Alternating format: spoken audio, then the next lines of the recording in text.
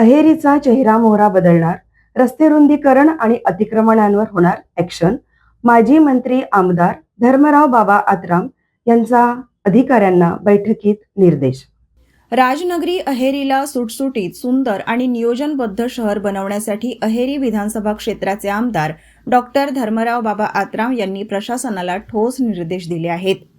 शहरातील मुख्य रस्ते तसेच शासकीय व वन विभागाच्या जमिनींवरील अतिक्रमणे तातडीने हटवून ती जागा सरकार जमा करण्याचे आदेश आढावा बैठकीत देण्यात आले.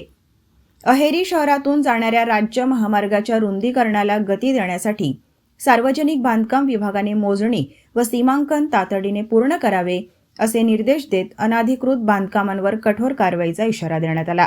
दरम्यान भामरागड येथील पर्लकोटा नदीवरील पुलाच्या कामातील न्यायालयीन अडथळे दूर झाल्याने कामाला वेग येणार आहे. अतिक्रमणात येणाऱ्या दुकानधारकांची गैरसोय टाळण्यासाठी पर्यायी तात्पुरती जागा उपलब्ध करून देण्याचे निर्देशही आमदारांनी दिले.